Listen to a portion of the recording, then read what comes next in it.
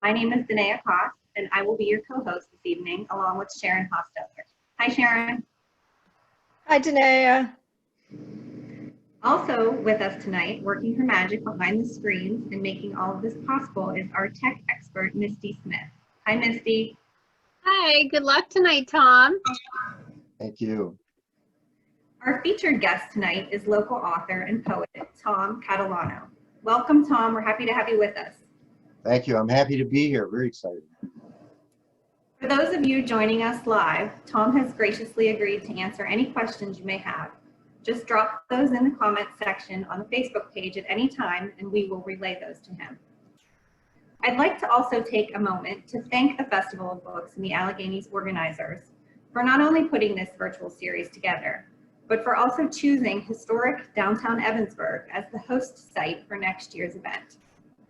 I am the Community Development Director for Evansburg Borough and Evansburg Main Street Partnership, and we are so excited to welcome this event to our town and to showcase all of what Evansburg has to offer. Places like our historic Cambria County Courthouse, built in 1900, the 1889 A.W. Buck House, home of the Cambria County Historical Society, and our charming downtown shops, restaurants, and more. Evansburg hosts many events throughout the year, like Art and Bloom, concerts in the park, and Potato Fest, and we know this will be a great addition to next year's schedule. And speaking of events, I'd also like to mention just a few that are set to take place in Evansburg within the coming weeks. Just today, the Cambria County Historical Society launched a local history scavenger hunt that's taking place now through October 28th. A safe trick-or-treat event hosted by Wolf's Performing Arts will be held at Penn Park during Evansburg Trick-or-Treat on Halloween. And our 11th annual Evansburg Turkey Trot, hosted by the Evansburg Running Club, is once again scheduled for Thanksgiving morning. Now more than ever before, it's so important to support local nonprofits like these that make events like this possible. So we encourage you to donate and participate when and where you can, and to support your local small businesses and your local library to help secure their future and the future of our communities. Links to donate to our Festival of Books libraries are on our homepage at www.festivalofbooks.org. Once again, we thank the Community Foundation of the Alleghenies and Somerset Trust Company for their continued support of the Festival of Books. And with that, it's time for me to hand you over to Sharon to formally introduce tonight's author. Thank you, Danae. Tom Catalano is the author. Tom Catalano is the author of 8 books of poetry, 2 books of short stories, and a newly released book of original inspirational quotes. Many of Tom's short stories have urban science fiction and psychological suspense themes, reminiscent of the Twilight Zone television program. Several have been recognized in science fiction short story contests and have been printed in anthologies. They are written for adults and teens. His rhyming poems are an amusing reflection of everyday life, such as being near someone wearing too much cologne, having work dreams, dealing with vacation mishaps, acknowledging a coffee dependency, and family holiday celebrations. His sentimental poems are heartwarming recollections of people, places, and events. His poems have appeared in newspapers and magazines across the country and in Canada. 3 of Tom's books of poetry are written for children. They take a lighthearted look at subjects that children can relate to, like peanut butter, chewing gum, stinky feet, burping, doing chores, and making friends. Tom has read his work at bookstores throughout the country. He has given poetry presentations and signed copies of his books at several hundred schools, libraries, churches, and community events. He has been interviewed twice on WTAJ-TV Central PA Live. Tom grew up in the suburbs of Chicago and currently resides in Hollidaysburg, Pennsylvania. More than 7,000 copies of his books have sold to date. During his presentation, Tom will be sharing poems from each of his books and discussing his motivation for writing them. Even people who have said that they don't like poetry have said that they like Tom's poems. Why? Because they are not obscure, depressing, or hard to understand. They rhyme, they're funny, and everyone from adults to children can relate to them. So Tom, do you have any good news to share? I sure do, Aaron and Danae. I would say the good news that I would share is that over the years, my idea of success has changed. I thought as a early young writer that success meant that I would need to have a book on the New York Times bestseller list and be a household name. And over the years, I found that that isn't necessarily how I would define success any longer. That as a writer, when I can complete a poem or a story or a novel to my satisfaction, that's a level of success that I can be happy with. If somebody reads my work and they enjoy it, or they feel that it's impacted them or affected them in some positive way, that's a double blessing for both of us, because the words were given to me, I put them on paper, and if somebody can enjoy them or relate to them, that's all the better. So I would like to share some of the poems from my books today. I've written more than 2,000 poems, actually, over my lifetime. I started very young in life and just kept my poems, whether I liked them or not. And I've traveled around the country, lived in different states, Illinois, where I was raised. We moved to the state of Oregon, lived there, moved to Pennsylvania. So I've got to take the scenic tour of the country. And I've had different perspectives on a lot of different things and written about a lot of different things. But one thing that I've found over my life is that life isn't melancholy all the time. So while a lot of poets like to vent their frustrations, concerns, unhappiness, which is fine, poetry is a great way to get that off your chest, off your mind, and feel better about yourself and about the situation. I've done that too. I like to write about things that make me laugh or make me smile or just touch me in some way and feel like I'm leaving a little bit of a legacy, and I'll address that in my poems as I go through. But I'd like to share with you a couple of poems in each of my books so that you get a feel for the type of poems that I write and hopefully enjoy them. This first poem that I'm going to share with you is from my book, Poetry in Motion. There's a lot of funny poems in here. There's sentimental poems, there's love poems, but they all rhyme and they're all easy to understand. This particular poem that I'm going to share with you is a poem that I wrote after having been in an elevator with somebody who had way too much cologne on. And perhaps you've been in an elevator or in a room or at church, and a male or female was wearing too much cologne and didn't realize that they were so odorous. I decided to write a poem about it. And after having written 2,000 poems, I try to memorize as many as I can, but I don't memorize all my poems. I'll do the best I can. This is called Pew. Excuse me for speaking, but she's reeking like perfume that started leaking. Cologne she's wearing has me swearing. Open windows, let some air in. My eyes are crying. I'm not lying. All the plants are even dying. I'm not moping. I'm just hoping she's not near a flame that's open.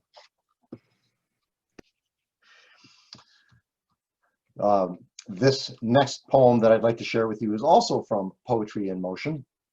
And this poem came from the fact that I had an aunt who had a bad knee and I had a bad hip at the time, and we would compare notes that our aches and pains were indicative of like a barometer of the weather changing.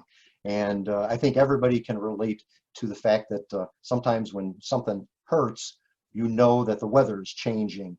So I decided to have a little fun with that, and I wrote this poem. It's called I Got a Pain. Something tells me something's wrong. I feel it in my toes. An achy body's always right, as everybody knows. When my bunion starts to hurt, I know that it will rain. It will be a thunderstorm if my knee feels pain. When my elbow starts to ache, there's one thing that I know. Better get your shovel out, for it will surely snow. And when my neck starts hurting, the pain is worst of all. It usually will signal an in-laws come to call. I may have in-laws watching. I'm only kidding. It's a joke. I love you guys. It's just a joke. The next poem I'd like to share with you is from my very first book, Rhyme and Reason. It's been out for quite some time. This book is a collection, just like the other ones, of a variety of different type of poems. They all rhyme, a lot of funny poems, a whole chapter of Christmas poems, love poems, sentimental poems. But I didn't know at the time whether or not that would be my only book, my last book. So I tried to combine a lot of different emotions in that book. So it's a variety of different emotional poems, a lot of funny poems, a lot of Christmas poems. This poem that I want to share with you now from that book is a poem about dreaming about your job. I would suspect that anybody with a job at one time or another has had a dream about their job, and it's probably more a nightmare than a dream. But I decided to capture this on paper. It's called Work Dreams. It really is a shame, the games our minds will play. They infiltrate our sleeping state after working hard all day. The boss is on a rampage, the paperwork's not done, the whoosy-what's just broke down, a meeting's just begun. The coffee just got spilled across the tabletop. My God, this dream is horrible. When will this nightmare stop? If you dream about your job, it truly is a crime. You wind up working twice as hard, but don't get overtime.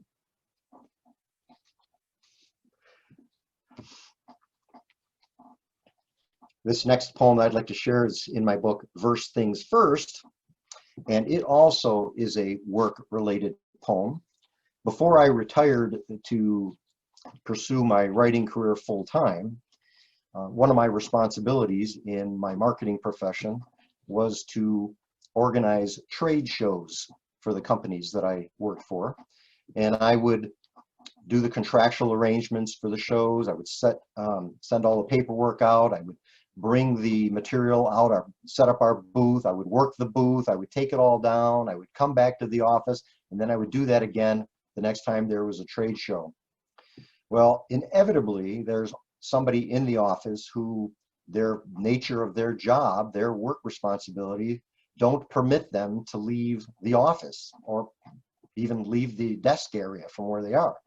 So when they found out that I would be going to these different locations, they would always comment about how they wish they were going. So I decided, after having heard that a few times, that I would write this poem, and it's called Trade Show Days.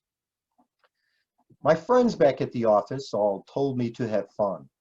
I was going to a trade show near surf and sand and sun. They said that they were envious. Too bad they couldn't go. They had no clue what was in store. No, they didn't know. I spent the day on my feet until they swelled with pain, and after wolfing down my food, my stomach's not the same. I've had a 3-day headache. I'm cranky as can be. I haven't time to catch my breath, and no beach did I see. I hustled in the morning. I hustled noon and night, and when the trade show ended, I hustled for my flight. Then back at the office, my head still in a fog, they all smiled at me and said, "Ooh, you lucky dog." Yeah, it's pretty much like that. Okay, this next poem is also from Verse Things First, and it's about genealogy. And I like studying where my family roots came from. I was able to trace the Catalanos back to the 1700s, which was pretty cool. Seeing where you came from, seeing the people that are part of your DNA, even though you never met them, never knew them, but knowing that where you came from is, I always thought, pretty exciting. So I decided to write a genealogy type poem, but in my style, I thought I'd have a little fun with it. This is called Family Tree. One day I asked my parents about our family tree. After they stopped laughing, here's what they said to me. You may not realize, but you came from a seed. And once you started growing, you grew just like a weed. They said that I would grow as tall as any pine. And when I leave the nest, they're sure that I'll do fine. They said that planting roots could happen very soon. And with a little care, that I would surely bloom. After all they told me, there's one thing that I see. There's a couple nuts way up that family tree. Oh, I imagine you're enjoying this, so I'm going to pretend I see applause and that I normally see face to face. Oh, thanks. This next poem I'm going to share with you is from my book Jelly in My Belly, which is my more recent book for kids. And I read this when I go to elementary and middle school, and the kids like it. But I'll tell you something, I've been to a number of different events where I have shared these poems from this book.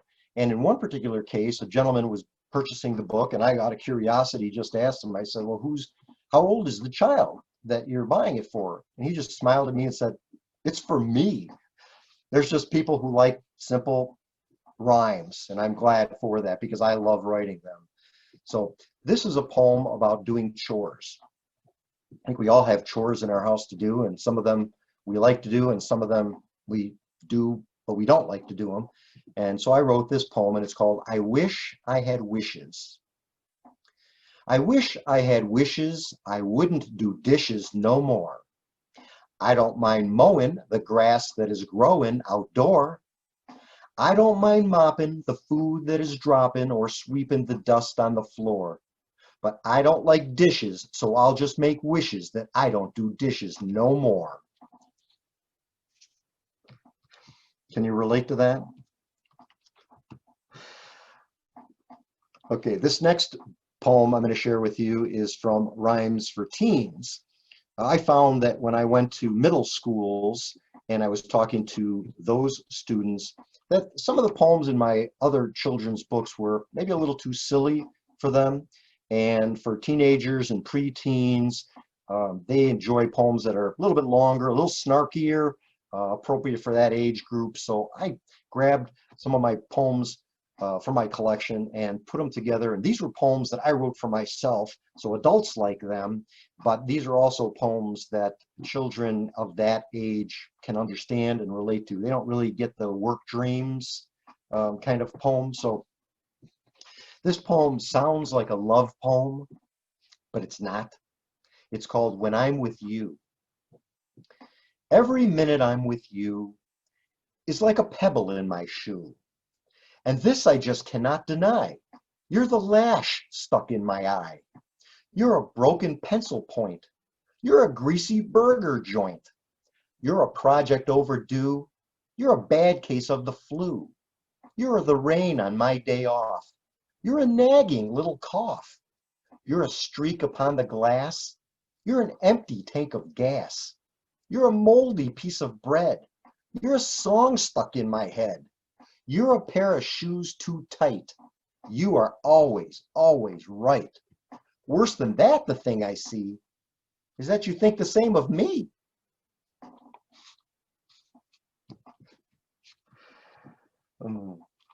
Thank you. This next poem is another poem from Poetry in Motion that I'd like to share with you. It is a love poem, and I hope you enjoy this one too. It's nice and short. It's called All I Need. I never was a high school king. I never won that prize. I never had a high school queen stare into my eyes. I never was a champion of any sport I played. I haven't won the lottery. I'm lucky to get paid. I never had a fancy car or one that made me proud. There has been no occasion where my presence drew a crowd. So much in life I haven't got, it doesn't bother me. When I got you, I got it all. Your love is all I need.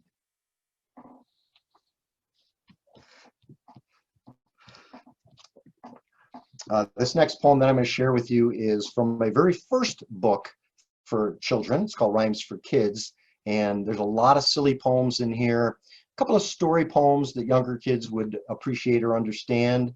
And a lot of the poems are Shel Silverstein-ish, if you are familiar with his work, and silly, just upfront poems. And I usually preface the reading of this poem to the kids. I ask them who likes pizza, and all the hands raise. And I tell them that I like pizza.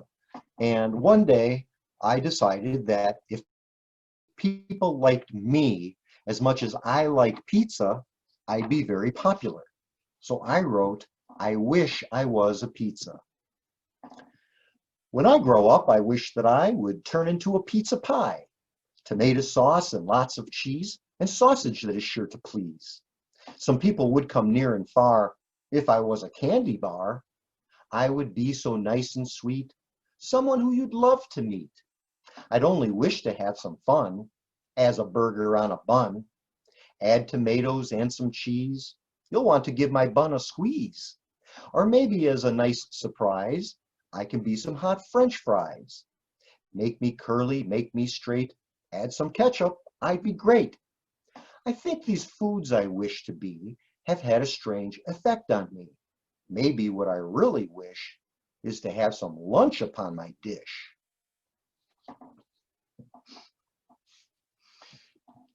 Not all of the poems that I write for kids are silly. One of the poems, the poem I'm going to share with you now, is In Jelly in My Belly.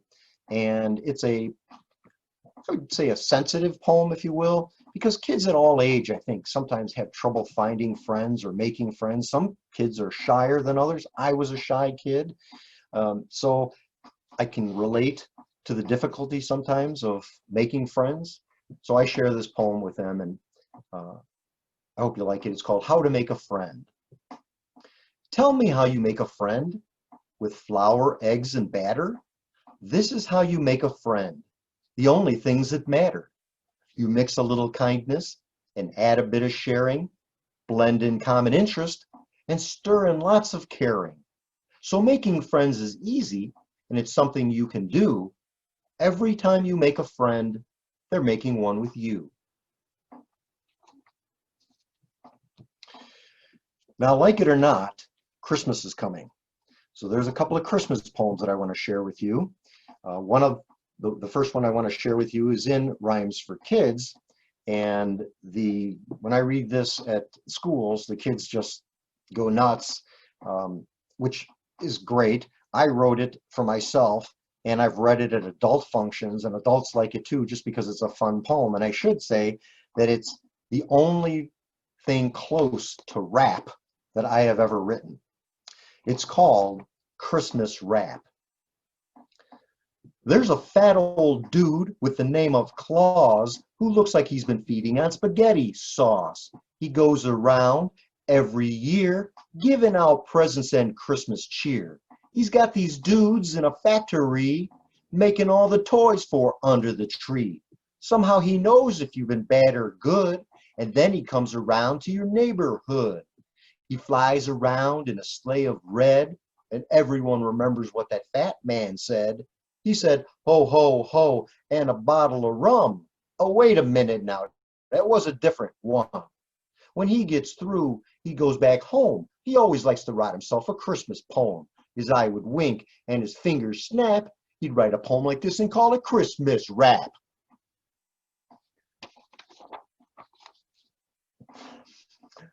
That poem is as fun to read as it is to say out loud. I like reading that poem. This next poem is one of the Christmas poems in Rhyme and Reason. And a little story behind this poem. I wrote this a bunch of years ago when I was living in an apartment building, the top floor of a 6-story apartment building. And I was gathering all my stuff ready to go home and celebrate Christmas with my parents and my family. And I started thinking about the story The Night Before Christmas. And this is my take on that. This is called Christmas at the Condo. 'Twas the night before Christmas, as I sat all alone, all my packages wrapped for which to take home, when all of a sudden I heard such a clatter. like the sound of a metal extension ladder. I looked out my window and saw a young man standing beside a huge moving van. He scaled the ladder with grace and with ease, all the way up to my balcony. He slid open the door, and wouldn't you know, my dog ran to his side to greet him hello. "Don't worry," he said, "there's nothing to fear. Nice little place that you've got here." "Thanks," I told him, "but I've got a gun." "That's okay," he said, "you won't need one. Poor old Santa is homesick in bed, so he asked that I make his rounds instead. Actually, I'm not feeling too good myself, but it's all in the job of being an elf." I thought for a moment, and I have to admit that something here just didn't seem to fit. Maybe the fact that this elf was so tall, or that he didn't have any packages at all. And yes, I was a little embarrassed to ask why an elf was wearing a stocking mask. Santa wants all his Christmas cheer to be spread a little differently this year. You see all this old stuff? I take it away, then bring back new stuff later today. I said that I like all the stuff that I got. Compared to new stuff, I'm afraid you do not. For a moment, I wondered if he was a crook, then bid silent farewell to each item he took. "Now don't you worry about a thing. Just think about the stuff I'll bring. Would you mind very much if I use your phone? I'd like to see if your neighbors are home." I said, "Go ahead." There was no reason why they shouldn't be as lucky as I. With a wave of his hand, he bid me adieu. "Take it easy," I said. He said, "Yes, I do."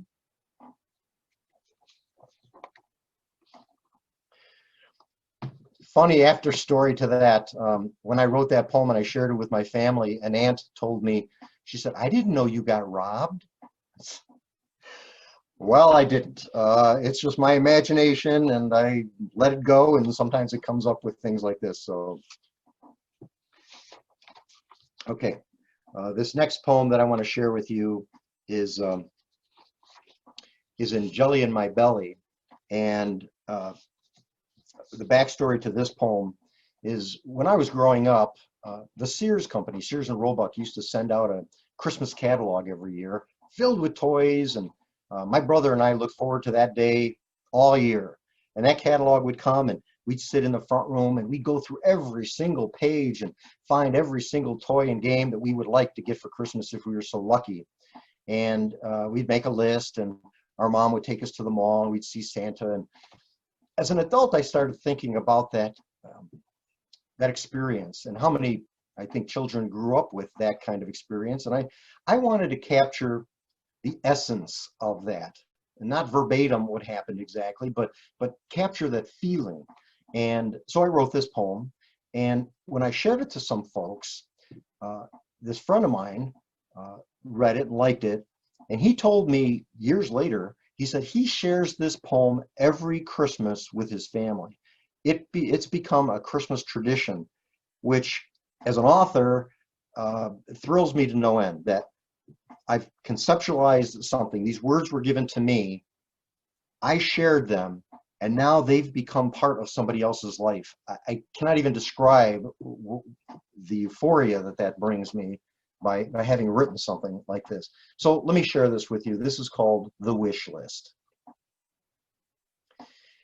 Little Katie sat alone, just making out her list. She even checked the catalog to see what she had missed. There were oh so many toys that filled up every page, things for every boy and girl, no matter what their age. She'd take the list to Santa, and maybe she'd receive all the presents on her list when he came Christmas Eve. A bike, a ball, and some new clothes, some crayons and a pet, a book, a puzzle, and a game, whatever she could get. Her mother took her to the mall, and Santa she would meet, and sitting in a velvet chair was Santa in his seat. The line was long, she'd have to wait. Excitement filled the air. She could almost read the mind of every child there. There was a boy behind her, just standing with his dad, and what she overheard them say made her very sad. Don't ask Santa for a lot, the father told his son. If Santa brings us presents, he'll likely just bring one. The boy just told his father, "I won't make a fuss. I know that we don't have a lot. At least we still got us." When Katie sat on Santa's lap, she whispered in his ear. She whispered very quietly so no one else would hear. Then Santa took her list and smiled and sent her on her way. Her mother couldn't wait to hear what Katie had to say.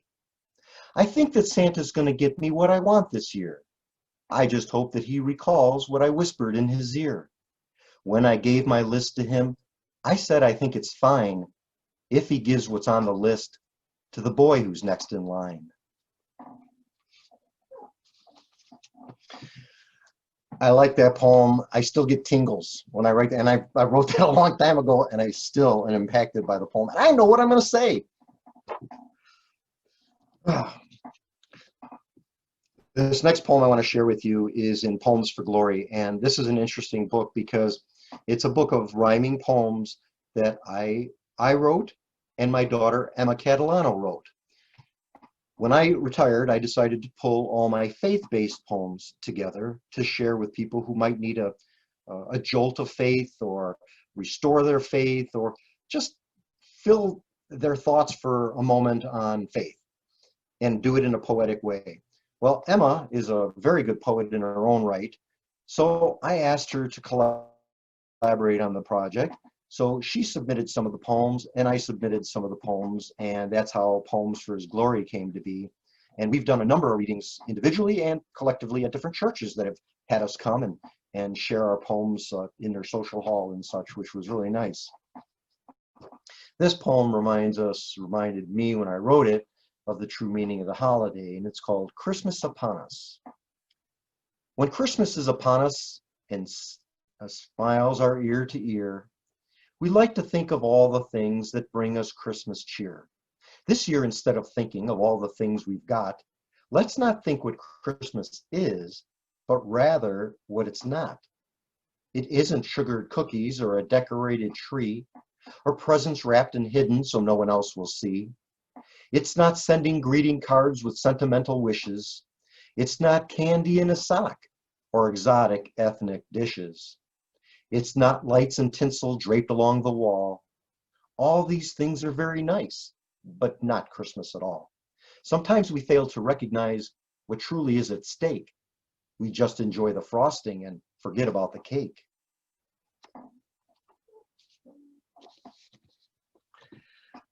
Thank you.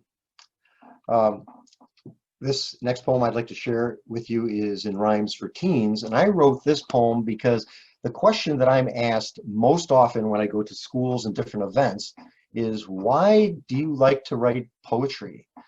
And I've wondered that myself, but I have good reasons. And I like to try to tell them, students, that it's a great way to express yourself. It's a great way to get things off of your mind, off of your chest, especially when you don't have someone to say those things to.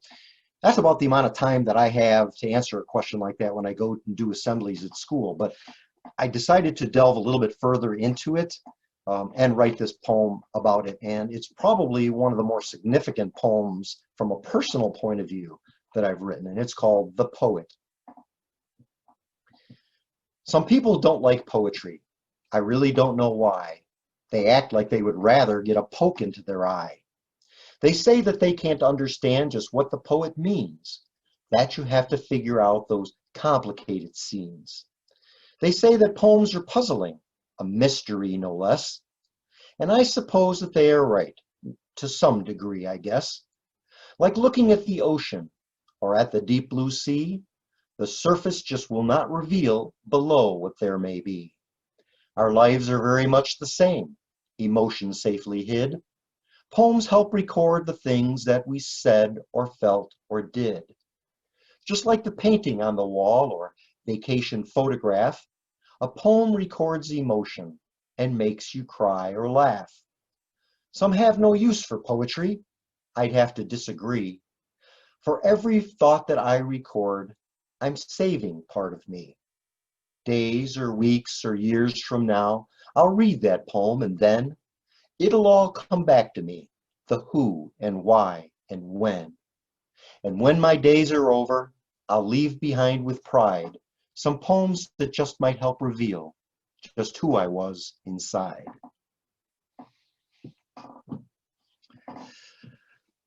Yeah, that explains it. I'd like to just mention a couple of mentions about my other published works that aren't poetry, but The Edge of Imagination is my most recent book of short stories. There's 11 different short stories in here. I describe them as urban science fiction, psychological suspense. Kind of like Twilight Zone, as Sharon mentioned earlier, but not scary, more sit on the edge of your seat, ordinary people with a weird situation happening in their life with a surprise ending. And a number of people have told me afterwards that they enjoyed it. It was a fun read, and that they could visualize these stories as Twilight Zone episodes, which I like having heard that, and it's always good to hear that from your readers. Tall Tales and Short Stories was my first book of short stories. It's been out for quite a while. It too has stories of urban science fiction in it, but it also has a couple of light romance stories, a little humor, and also a contemporary Christmas tale, because I didn't know if that would be my last published book of fiction, and I'm glad to say that it isn't, and hopefully won't be my last, these that I do now. And then lastly, the most recent book that I have is Witty Words of Wisdom. These are 150 one-line, two-line quotes that I've thought up over the years that are inspirational or funny. I'll give you a couple of examples. One of them is, I'm not lazy, I'm selectively productive. Or, I'm not getting older, it's just nature's way of seasoning to taste. Or, I didn't grow up, I was raised. So those kind of things, fun, fast reads, inspirational, funny, thought-provoking, but short, fast read. So that's what I wanted to share with you today. I hope you enjoyed the things that you heard. So is there any questions?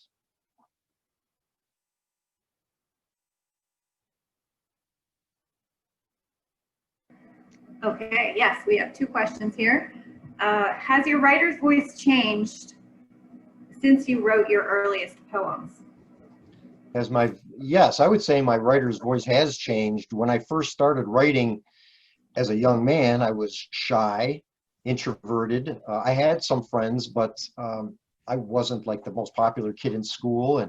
And when you're going through that teenage angst that I think everybody goes through, there's things that you don't really feel comfortable talking to your parents about, perhaps. And I found poetry as a way to vent that and get those thoughts off of my mind, get them off of my chest, and I wasn't bottling them up. And it was just a fun way by putting it in a poem. And those early poems were darker because I think that's kind of the mindset that teenagers going through a lot of different emotions at that age go through. And I wrote more non-rhyming poems, and there's nothing wrong with non-rhyming poems. My preference as I got older as a writer, I just enjoy the fun of writing rhyming poems. But I experimented with E.E. Cummings' style of odd, eclectic sentence structures and no punctuation. And so I tried all kinds of different things, but I've sort of settled into what I do now. And the rhyming pattern changes now, but which I challenge myself to do. But as you heard this evening, that my poems are not melancholy. They're fun, funny, uplifting, feel-good poems. And the next question I have is it disappointing to read poems without a live audience? Is it disappointing? It's, it's just hearing myself talk. As I mentioned, as a shy young man growing up, it took a while for me to feel comfortable in front of a crowd. And I've done small group gathering presentations and huge school gathering assemblies. So I've gotten over that nervousness, and I've come to truly enjoy seeing people's facial expressions, hearing them laugh, applaud when they like something. It's that instantaneous rapport and feedback. Did the poem work? They seem to like it. Yep, I guess it worked. So it is different. I'm happy to share my poems with you this evening virtually, but it'd be a whole lot better if I was in front of a crowd, I think. Yes, and hopefully you will be in front of a crowd here in Evansburg if you will so grace us with your appearance. I had a question too, and my question was, what author or poet influenced you? Well, if I had to pick a poet, I would probably say Shel Silverstein early on, because I liked his funny story poems. But I would say one of the big influences early on in my poetic life was listening to music.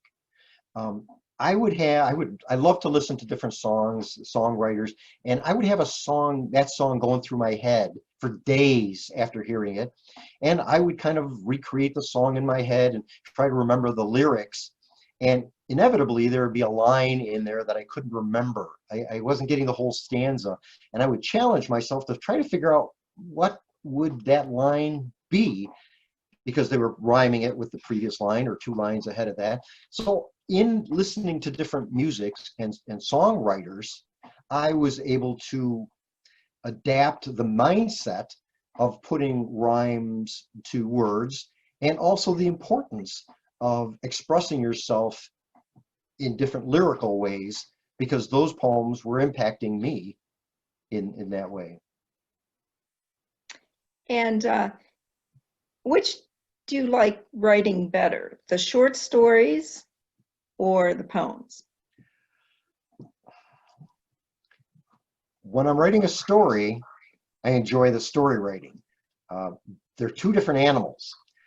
My stories, when I'm writing a story, whether it's a short story or I'm working on one of my novels, I'm able to deep dive into a world that didn't exist. I'm creating the people. I'm creating the scenario.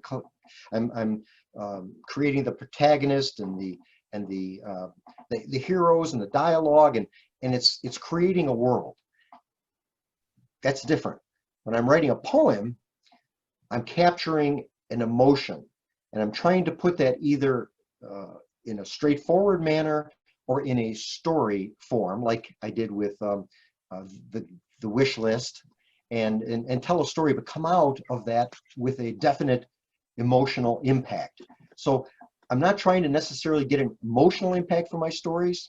So they're two different things. So wherever my mind is at the moment is what I love the most. And do you have a favorite children's poem or teen poem? A favorite children's poem? There are some of my poems for children that are sillier than others. Depending on the age of the kids, the younger the kids, they like the sillier ones. I like the poems that are a little bit more in depth. I love reading Christmas rap. It's not very deep, but it's funny, and it's funny to read, and it always gets a positive reaction. But the wish list, when I tell a story about Katie, and what starts out as her self-desire, I don't want to call it selfishness, because it's not really selfishness, but it's all about her. But yet when she is exposed to somebody who's less fortunate than her, she flips it, and she discovers something about herself in that moment that she's willing to give rather than receive. And I love the way it turned out. I'm so happy with the poem, and when I share that with audiences of all ages, even the children who are old enough to appreciate that, I'm trying to leave with them that idea that sharing is important, and not only enjoying the concept of the poem and the evolution of the poem itself, but also the sharing part of life. So. And since we've talked a lot about your poems, can you kind of give us a sneak peek at maybe your favorite short story? Oh, sure. Yeah. Well, my favorite short story, it's like asking a parent which is your favorite child, but I'll do my best. I like different stories for different reasons. There's a story in The Edge of Imagination about a boy that was born who can levitate from the moment he was born. The doctor handed the baby to his mom and up he went to the ceiling. So as he started getting older, you could just imagine the difficulties that he had growing up in a world of gravity. To me, and it has a very, very nice ending. It's not creepy. It's a nice feel-good story. I like that just because it's touching in a way. There's also a story in the book about a homeless man who experiences a miracle at Christmas time. And it's loosely based on a real life experience that my wife and I had when we were going to a Lamaze class for our first child. And we were living in the suburbs of Chicago at the time. And they were having this Lamaze class at a church in the city. And it was dead of winter, and it was a bitterly cold Chicago winter. And we pulled up next to the blacktop, next to where the parking lot was by the church. And there's a whole group of people standing out in the parking lot. And I thought, this is a bit strange that there's so many people out on this bitterly cold winter day. And so I helped my wife out of the car. And we're going closer and closer to this group of people. And I started noticing by what they're carrying and what they're wearing that these were homeless folks looking for a shelter to be able to spend the night. And obviously at that point, this church was offering shelter on these nights. I started to get a little concerned because I'm taking my pregnant wife through a crowd of people, and as we started meandering through the crowd is tightening up, because if somebody behind them gets in, there may not be room for them. So I knew that I was in kind of a dire strait here, and one homeless gentleman saw what we were doing, saw my pregnant wife, and he held his arm across the chest of some people and said, "They're not with us," and allowed us to go into the building for the Lamaze class that we were attending. And while my wife was learning how to breathe during labor, I was conceptualizing a poem. And and I actually wrote a poem and a story based on the same concept. Now, the story isn't an exact replica of what I just described, but what I wanted to do was I wanted to capture the essence of that gentleman's generosity. And that is what this particular story is evolved about, that individual and his generosity and the miracle that comes to him as a result. So that is one of my favorites in the book as well. That's wonderful. And could you tell us where our viewers can purchase your books? Sure. All my books are available on my website, tomcatalano.com. And if you order them through my website, I sign them. They're all available through Amazon. And most of them are available through Barnes & Noble. So whether Barnes & Noble is carrying them on their shelves, I can't tell you, but I know that you can order them through barnesandnoble.com. But if you order them through my website, I do sign them. So. And what is your local library, since we focus on libraries a lot? Oh, well, my local library is the Hollidaysburg Public Library. And as long as we're talking about libraries, I do have a library poem. We got time for me to share that with you? Okay, Sure. Because I know that Misty is a librarian, and I promised I would share that if there was time. This is not in one of my books yet, but I thought you would like it. It's called Why the Library? Wizards and monsters and goblins galore, heroes and villains and victims and more, Jedis and hobbits and vampire bats, raising and caring of dogs and of cats, ways to make money or learn a new trade. There's detailed plans on things to be made, poems for a laugh or touching emotion, info on countries across the ocean, the life and times of people well known, learning to garden and growing your own. Books are all portals with worlds to explore. Open the covers and walk through the door. And if there's anything you may have missed, librarians there are glad to assist. That was wonderful. Do you have any special messages for our viewers? Well, if you're a reader, keep reading. And open your mind to poetry, because there's a lot of different types of poetry out there, including some poems that you've already studied and are familiar with, as well as the ones that are like mine, humorous and rhyming. And if you're a writer, just keep writing. Write what you like and challenge yourself to write more and do better. But that's my advice. Well, we certainly thank you for being part of our virtual Festival of Books this year, and we look forward to seeing you next year in Evansburg, hopefully, Yes. for the Festival of Books in the Alleghenies. Well, thank you, everyone, Misty and Sharon and Danae, for having me and the opportunity. I'm honored and blessed to be here to share my work that I do for my own entertainment. And if other people get enjoyment out of it, all the better. So thank you so much for having me. Thank you for being here. Thank you. And thanks to everyone for joining us tonight. These are recorded and are placed on the Festival of Books website. So if you'd like to share these with anyone, we encourage you to direct them there or to the Facebook page, Festival of Books for the Alleghenies, and find them there. Yeah.